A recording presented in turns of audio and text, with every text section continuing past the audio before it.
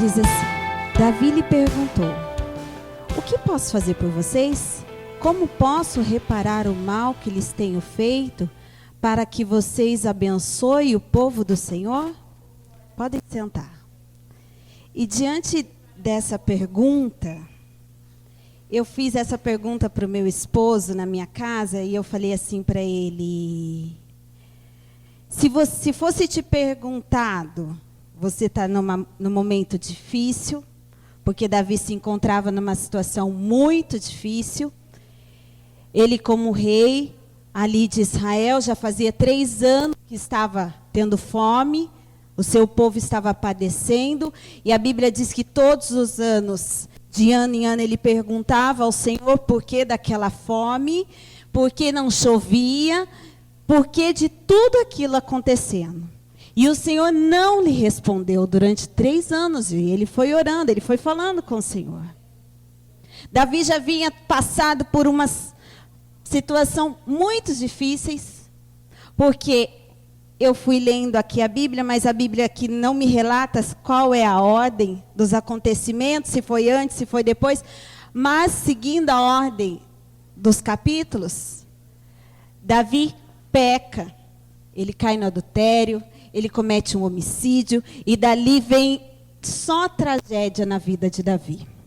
É um terror atrás do outro, dentro da casa dele, porque enquanto ele cometeu o pecado, e ele cometeu o homicídio, não caiu nele em si a culpa, até que o profeta Natan chega nele e diz para ele que ele pecou. E aí ele começa a reconhecer. E ele diz: meu Deus. E ele faz uma oração e pede ao Senhor misericórdia. E o Senhor, ele fala assim para Davi: olha, Betseba tinha ficado grávida, falou, mas essa criança que está no ventre dela não vai nascer. Ali foi a primeira perda de Davi. Davi perdeu o seu filho por causa de uma desobediência.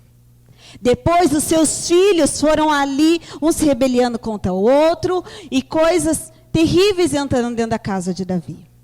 Depois que tudo que parecia estar ruim na casa de Davi já tinha acontecido, vem a fome, que não está afetando mais só a casa dele, mas também o povo. Mas o que tem a ver essa fome com o que Davi fez? Eu fiz essa pergunta para o Senhor. Falei: Senhor, por que depois do decorrer da história vai falar que a fome não era por conta de Davi? Mas o Senhor, ele permitiu. Tem coisas na nossa vida que a gente vive que muitas vezes não é por conta da gente, mas é permissão de acontecimentos, que ela vem porque o Senhor permite. Provações que nós temos que passar não é por desobediência, não é por falha, mas é porque o Senhor, ele permite a gente viver.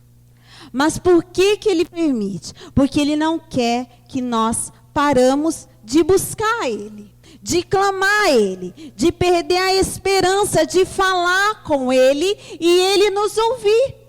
Davi, todos os anos ele clamou ao Senhor e o Senhor se calou. Mas no 3º ano o Senhor disse assim: foi por causa de Saul. Saul matou os gibeonitas. E eu falei: meu Deus do céu, quem era esse povo? Da onde que está falando? Porque eu li o livro de Samuel e não vi nada aqui do 2º Samuel, não falava deles. E fui caçar quem era esse povo.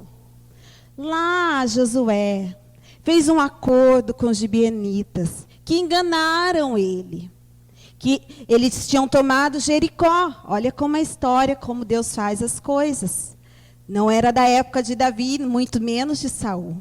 Deus não se esquece das suas alianças. Deus não se esquece dos seus pactos. Ele não volta atrás. É nós que nos esquecemos daquilo que ele nos fala.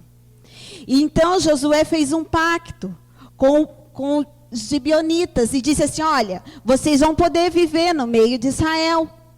Só que vocês vão servir água e vão rachar a lenha. Vocês podem viver aqui, mas vocês vão ter que servir no templo. E eles concordaram. Então eles fizeram esse pacto: nós vamos servir, mas você não nos mate. Não mate nenhum dos nossos. Mas Saul já era rei e não se lembrou da promessa que Deus tinha feito lá atrás. do pacto, desculpa, que nem era o Senhor, mas que Josué fez com os gibeonitas. Ele quebrou essa aliança, porque um dos sacerdotes resolveu ajudar Davi. Porque um dos sacerdotes resolveu dar uma espada para Davi. E Davi fugiu, não fez nada, não teve luta, mas Saul ficou muito irritado e mandou matar. Passou-se, muitos anos. E eu fiquei assim, Senhor, que palavra pesada. Eu estou temerosa. Quando eu estava aqui no domingo, na Santa Ceia, o Senhor colocou a história de Rispa na minha mente. O Senhor falou assim, te lembra de Rispa. Eu falei, Jesus, por que me lembrar dela agora, do nada, no meio do culto? E passou. E fiquei com ela na minha mente, eu falando, nossa, que mulher corajosa. Mas não parei para ler a Bíblia.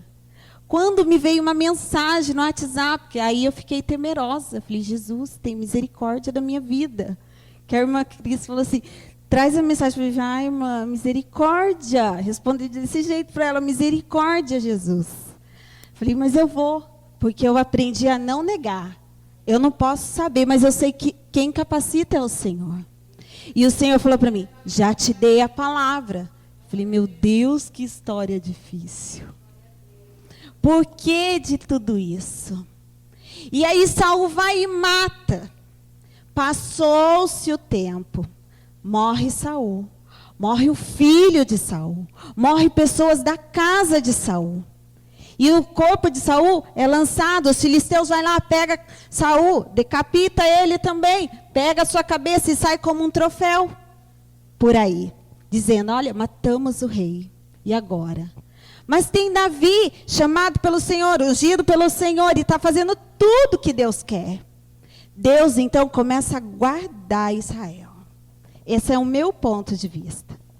Não tenho teologia, não sei sobre isso. Mas eu creio que Deus começou a guardar por um período. Mas o preço tinha que ser pago. O preço daquilo que Saul fez tinha que ser pago. Mas chegou a fome. E agora? Então o Senhor diz assim, foi por causa de Saul. Porque ele matou. Então Davi, ele manda chamar os gibeonitas. E diz assim, vem aqui. E essa é a pergunta que ele faz. E eu falei para o Wesley assim, já pensou? Você está devendo. Não é a sua dívida, mas você herdou uma dívida de homicídio. E te pergunta, e aí? Você vai perguntar para aquela pessoa que está sendo a vítima. Como que eu te faço para pagar? O que eu tenho que fazer para mim cancelar a dívida? E Deus mandar a chuva, porque era uma coisa que era além do que Davi podia controlar. O povo estava passando fome, não tinha água, os animais estavam perecendo. Ele precisava voltar ao pacto. Aí os gibeonitas disseram assim, olha, porque eles sabiam que Davi tinha prata, Davi tinha dinheiro, isso aí não paga. A vida se paga com outra vida. Isso me torna lembrar um pouquinho de Jesus. Porque a nossa vida foi paga por outra vida. Aleluias. Não éramos merecedores de tal graça. Mas Ele entregou a sua vida. Porque quando Deus disse assim, quem há de ir por nós? Quem eu enviarei? Ele disse, eu vou. E Ele se deu por nós. E agora vem a resposta dos gibeonitas. E diz, olha, nós não queremos ouro, não queremos prata, mas eu quero 7 filhos da casa de Saul. E agora? E agora? Então Davi se lembra da promessa. Quem tem promessa, ele é salvo, ele é guardado, ele é livrado do perigo. Aleluias. Mesmo desprezado, ele é guardado. Mesmo esquecido, o Senhor faz ser lembrado. Aleluias. Deus fez Davi lembrar do pacto com seu amigo Jonatas. E Davi pega Mefibosete e diz, esse não vai morrer. Aleluias. Não sei qual foi o pacto que você fez com o Senhor, mas ele diz, esse não vai morrer. Esse não é o fim. Aleluias. Mas quando o pacto, nós não estamos nele. Afeta. E pega então os 2 filhos de Rispa. e 5 da outra, e vai das filhas de Saul, os netos, e leva para a morte, e ali enforca eles. 2 mães, eu encontrei 2 mães na Bíblia. Uma mãe morreu. Vou fazer o quê? Vou chorar, vou viver o luto, mas morreu. E agora? Não tem o que eu faça. Está lá, foi humilhada. A sua família não vai ter mais geração, porque quem leva a semente é o homem. Por isso que hoje está mais moderno, mas antigamente a mulher, quando casava, não tinha mais o nome da família. Perdia-se o nome da família e pegava o nome do esposo, porque o homem leva a semente. Ele dá continuidade à sua geração. Não é assim? E ali acabou a geração de Saul. Os homens morreram. Mas tem uma mãe que ela não quer que os seus filhos fiquem ali pendurados. Ela não aceita aquela humilhação. Tem uma mãe que ela pega um saco, e eu fui procurar Jesus, que saco é esse? Que fala aqui nessa Bíblia minha, diz somente um saco, mas diz um tecido de silício, eu fui procurar. É um tecido grosso, parece de cabra, e isso representava tristeza, amargura, e os pobres se vestiam disso. Mas ela não se vestiu de tristeza nem de amargura. Eu falei, peraí, ela se vestiu. Não, ela pegou e jogou em cima da pedra, aleluias. E enquanto eu estava na minha casa, eu estava lendo, o Senhor falou assim, sabe quando você pega as suas tristezas e joga sobre a rocha, e quem é a rocha? A rocha é Jesus, aleluias.